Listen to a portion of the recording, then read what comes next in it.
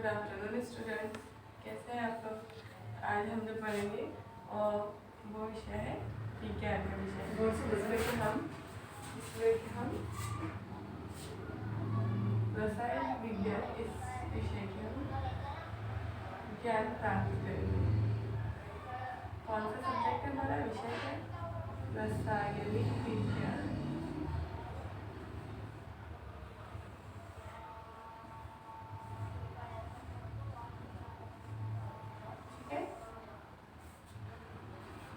घटक हमारा है,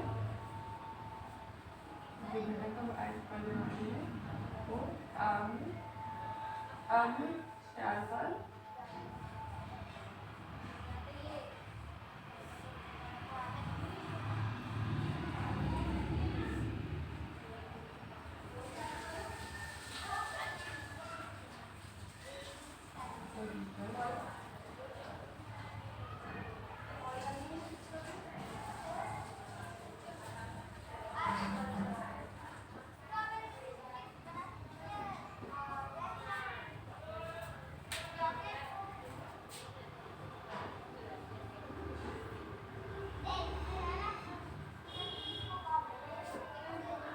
ओके। तो स्टूडेंट्स, हमने इससे पहले का जो लेसन था उसमें क्या पढ़ा था, क्या जाना था। हमने देखे थे कि आम्ल क्या होते हैं, क्षार क्या होते हैं। और जैसे कि आपने नाम बनाया था HCl, गुड, ये जैसा आम्ल है जिनको क्या दैनिक जीवन में उपयोग करते हैं। अब आज हम जो पढ़ेंगे कि आम्ल, क्षार और लवण में आम्ल और क्षार का वर्गीकरण हम आज देखेंगे।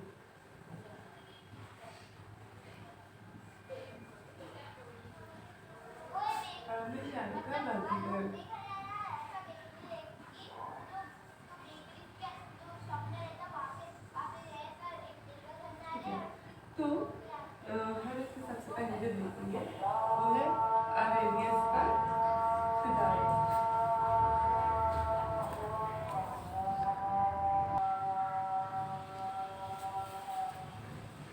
तो हम जो उदाहरण देखने वाले आविष्कार का मतलब इसमें सीखने से पहले हम एक बार अरेनियस के का सिद्धांत देखेंगे। ये अरेनियस से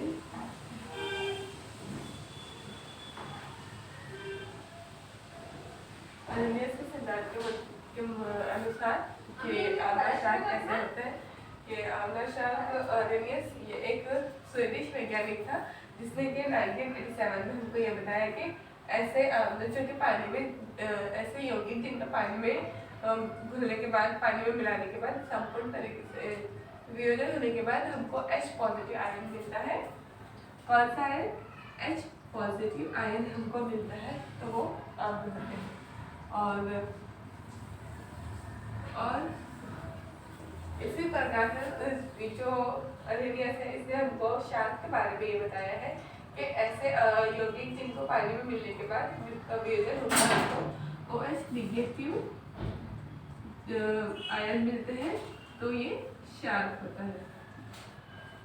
ठीक है, ये एक इसका सिद्धांत था। इसके हम उदाहरण ऐसे ले सकते हैं कि HC हम इसके उदाहरण ले सकते हैं और क्षार के उदाहरण हम NaOH ले सकते हैं।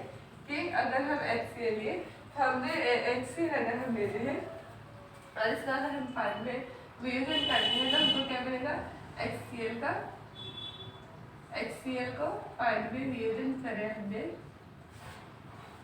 यानी पानी में इसको मिलाए,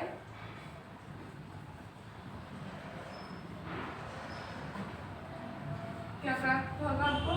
H पॉजिटिव आयन और Cl नेगेटिव आयन।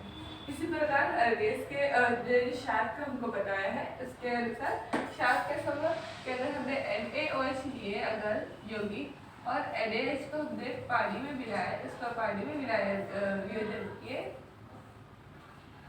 तो क्या प्राप्त होगा हमको? हमको Na पॉजिटिव मिलेगा और OH निगेटिव। इस प्रकार हमको ये H पॉजिटिव और OH निगेटिव आयन अगर प्राप्त होते हैं तो वो इसकी बेस अनुसार तो हम आम्ल और क्षार पर बता सकते हैं कि कौन सा आम्ल है और कौन सा क्षार है। अरेनियस का सिद्धांत। और अब हम देखेंगे कि इन अशार्कों को किस प्रकार से वर्गीकरण इनका किया गया है।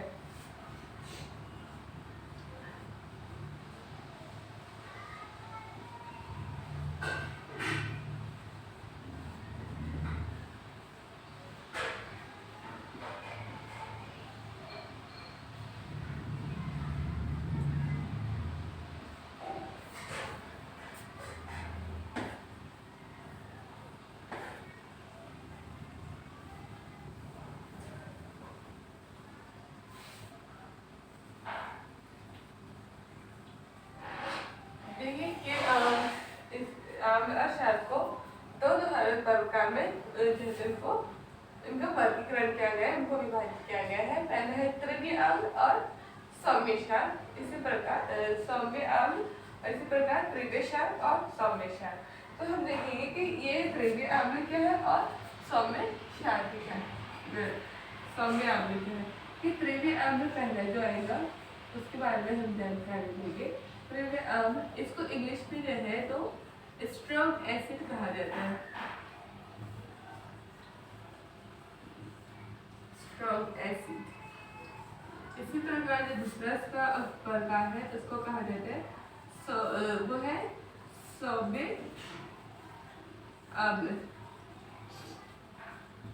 तो सौम्य अम्ल को इंग्लिश में वीक एसिड कहा जाता है। अब देखिए कि इसके उदाहरण क्या होगी। तृतीय अम्ल जो हम दैनिक जीवन में उपयोग करते हैं वो है HCl यानी कि हाइड्रोक्लोरिक एसिड।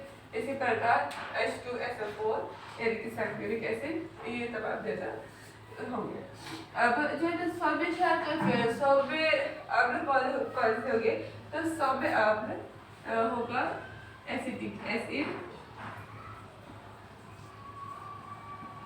ये जो है सौम्य अम्ल की इसकी उदाहरण है कि क्या होगा कि अगर हम HCl को पानी में मिलाएंगे तो क्या होगा, HCl यानी हाइड्रोक्लोरिक एसिड पानी में पूरी तरह से घुल जाएगा और इसका पूर्ण प्रकार से वियोजन होगा। इसी प्रकार अगर सौम्य अम्ल को हम यानी कि हम एसिटिक एसिड को पानी में मिलाएंगे तो पानी के घुलने पर क्या होगा कि CH3 यानी एसिटिक एसिड के कुछ कण जो है वो पानी में वियोजन इनका नहीं होगा, यानी संपूर्ण तरीके से पानी में वियोजन नहीं होगा, इसलिए ये जो सौम्य अम्ल कहलाएगा। इसी प्रकार हम देखेंगे कि तृतीय क्षार का सौम्य क्षार क्या है। तृतीय क्षार ये भी इसी प्रकार होगा कि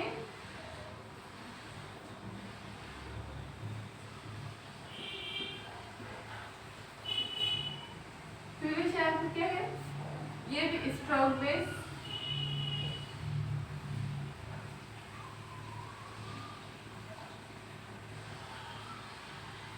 और सौम्य क्षार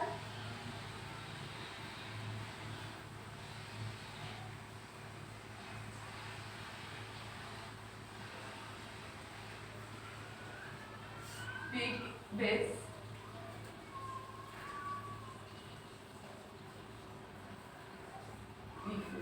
अब देखिए कि तृतीय क्षार की जो उदाहरण दो होगी NaOH और सौम्य क्षार की उदाहरण क्या होगी, सौम्य क्षार की होगी NH4OH।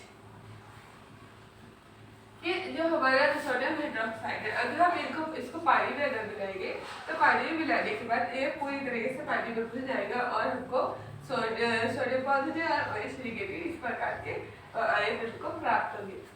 इसी प्रकार अगर हम सौम्य क्षार की उदाहरण देते हैं तो NH4OH का क्या होगा कि ये पानी में संपूर्ण तरीके से पूरा वियोजन नहीं होगा, इसलिए ये तो सौम्य क्षार कहलाएगा। अब ये देखिए कि हमने देख लिया कि तृतीय क्षार का सौम्य क्षार, इसमें एक और आता है कि क्षार क्या होता है। थर्ड आता है क्षार।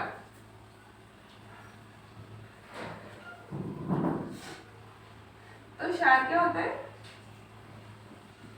कि जिनको पानी में मिलने के बाद संपूर्ण तरीके से वियोजन हो जाता है, वो कहलाता है सौम्य क्षार वो कहलाता है क्षार, जैसे कि NaOH और KOH। पानी मिलने के बाद इनका संपूर्ण तरीके से वियोजन हो जाएगा, इसलिए ये जो क्षार करेंगे। इसको इंग्लिश में क्या कहते हैं? अल्कली। तो इस प्रकार हमने इसके वर्गीकरण में देखा, अम्ल क्षार के वर्गीकरण में, कि आम्ल कैसे होते हैं, क्षार कैसे होते हैं, क्षार क्या होता है। और आम्ल के दो प्रकार हैं, कौन कौन से? त्रिव्य आम्ल, सौम्य आम्ल। और क्षार के त्रिव्य क्षार व सौम्य क्षार। अब हम देखेंगे कि आम्ल और क्षार की सांद्रता किस प्रकार होती है। ठीक है, आम्ल और क्षार की सांद्रता।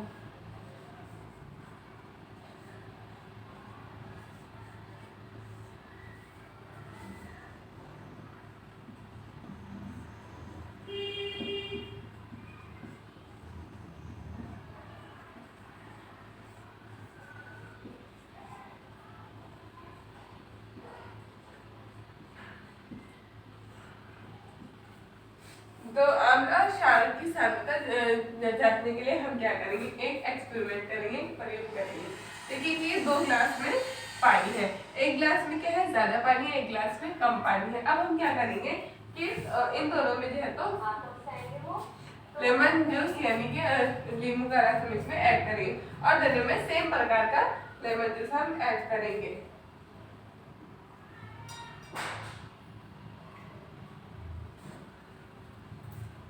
अब हम क्या करेंगे?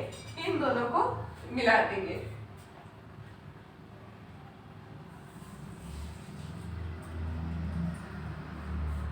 अब मुझे ये बताइए, क्या दोनों का टेस्ट सेम होगा?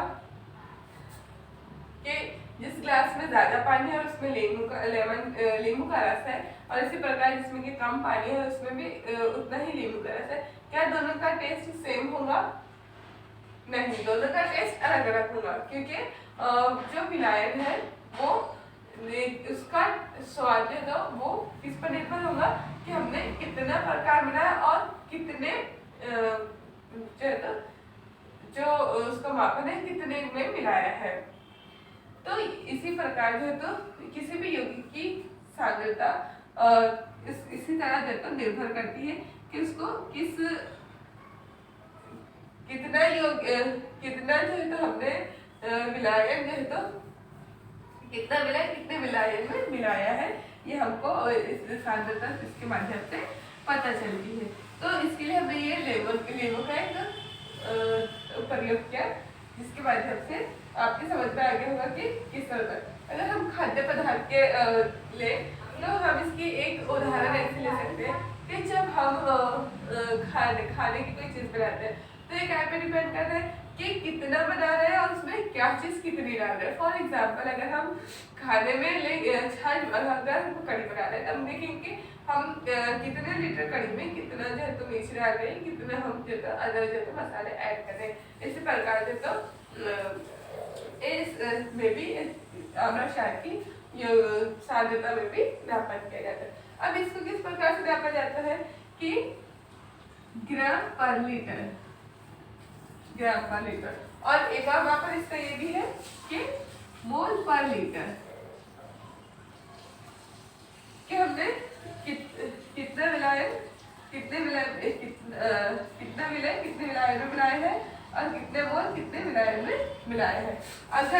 अगर हमारा जो हमने विलायन मिलाया है वो कम है और तो हम उसको क्या कहेंगे, ये जो सॉल्यूशन बना है या जो ये विलायन बना है ये क्या है? तनु विलायन है। इस प्रकार से और अगर वो स्ट्रॉन्ग होगा तो हम कहेंगे ये जो विलायन है ये त्रिव्य विलायन है। इस प्रकार से तो हम सांद्रता उसकी डिफाइन करेंगे। अब हम आगे की तरफ बढ़ते हैं। ये तो हमने देखेंगे सांद्रता किस प्रकार से हम इसकी नापेंगे। तो आगे बढ़ते हैं, हम चलते हैं अब पीएच की तरफ के पीएच क्या होता है। आपको पता है पीएच कैसे नापा जाता है या पीएच क्या होता है? पीएच उसके मीनिंग होते हैं पावर ऑफ हाइड्रोजन। क्या क्या होता है, पावर ऑफ हाइड्रोजन, एक कितना हाइड्रोजन उसके अंदर प्रेजेंट है। देखिए जो पीएच नापते हैं तो हमको पता है कि पीएच की स्केल होती है, इसको इस प्रकार नापते हैं कि अगर हम जैसे पहले हमारे क्लासेस में प्रयोग करते हैं कि लिटमस पेपर को हम डुबा देते हैं, फिर हम देखते थे कि इसमें कलर कौन सा चेंज हुआ, रेड वाला लिटमस पेपर कौन से कलर में चेंज हुआ और जो ब्लू कलर का लिटमस पेपर है वो रेड में चेंज हुआ। इस प्रकार हमने तो इतने सॉल्यूशन जो हमारा विलायक है वो आम है कि क्षार का पता कर सकते। अब एक और है तो एक इसकी मापन की प्रक्रिया है जिसको कि हम पीएच मीटर कहते हैं। कितने इसमें होते हैं,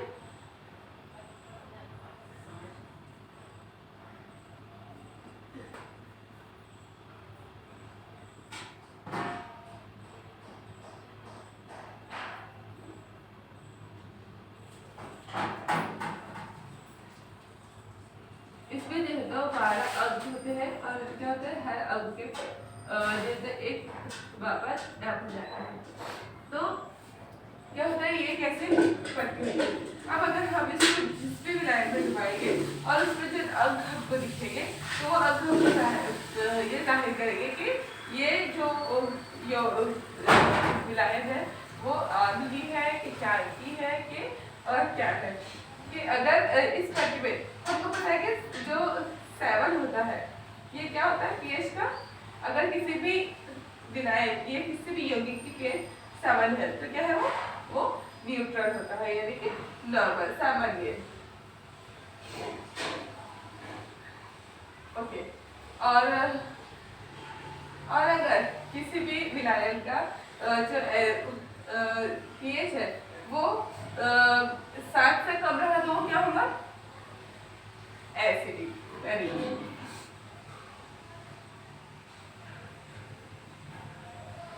एसिडिक मतलब क्या, वो क्या करेगा कि जो विलायन है ये क्षार की है। और अगर किसी भी यौगिक या विलायन में विलायन का अंक जो है तो 8 से अधिक आता है तो वो हमको क्या जाहिर करेगा कि ये जो विलायन है वो क्या है बेसिडिक यानी कि क्षारीय। Very good. अब देख मैं आपको कुछ चीजें की बताऊंगी कि इसका पीएच है। जैसे अगर हम शुद्ध पानी लेते हैं तो शुद्ध पानी की पीएच कितनी होती है, शुद्ध पानी की पीएच होती है 7.0। अगर हम टमाटर का लेते हैं तो टमाटर का पीएच कितना होता है आपको मालूम है, टमाटर का पीएच कितना होता है या उसकी जो विशेषता है वो क्या है, उसकी विशेषता होती है 4.1 यानी कि एसिडिक। इसी प्रकार अगर हम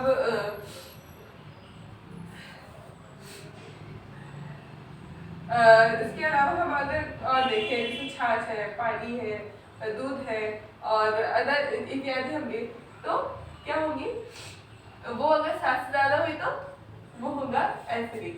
तो ये जो हमने देखा इस प्रकार कि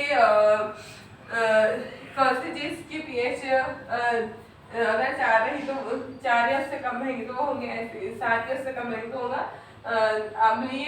और हम दूध लेंगे, अगर दूध तो उसकी होती है 6 समथिंग कुछ, तो इस प्रकार जो हमको एसिडिक। अगर हमने NaOH लिया तो NaOH का कितना आएगा पीएच 12, क्योंकि वो क्या है स्ट्रॉन्ग है, स्ट्रॉन्ग यानी कि शार्प है यानी कि तो ये शार्प है। तो अगर पीएच ये 7 से अधिक हुई और सबसे अधिक 12 हुई तो वो होगा सौम्य क्षार। अगर वो इस 7 से ज्यादा है और 12 से कम है तो वो हो गए, ये होगा 12 रही तो प्रीवियस क्षार, 12 से कम है तो वो होगा सौम्य क्षार। और अगर बेसिसिरी 7 से कम रही तो वो क्या होगी सौम्य आम्ल। और अगर एसिडिटी की कितनी रही, 1 रही तो वो क्या रहेगा त्रिव्य आम्ल, ठीक है। तो अब आपको क्या करना है, इसी प्रकार से छाछ है, पानी है, मिट्टी है और इत्यादि नींबू का रस है, इनकी पीएच आपको मालूम करके आनी है। तो इस प्रकार आज हमने क्या क्या पढ़ा समझा है। हमने जो तो अरेनियस के आम्ल क्षार देखे, आम्ल क्षार का वर्गीकरण देखे, किस प्रकार आम्ल क्षार को जो है तो विभाजित किया गया है, त्रिव्य आम्ल, सौम्य क्षार, त्रिव्य आम्ल, सौम्य आम्ल, त्रिव्य क्षार, सौम्य क्षार और क्षार। इसी प्रकार हमने देखा कि सांद्रता, आम्ल और क्षार की सांद्रता को किस प्रकार नापा जाता है। तो हमने देखा कि हमने लींबू का एक प्रयोग करके देखा कि किस प्रकार से सांद्रता मालूम की जाती है, किस तरह से उनका नापा किया जाता है, ग्राम पर लीटर, मोल पर लीटर। इसी प्रकार हमने देखा कि पीएच को किस तरह नापा जाता है। अब ये करना है कि जो आम्ल क्षार है तो उनको आपको ये करना है कि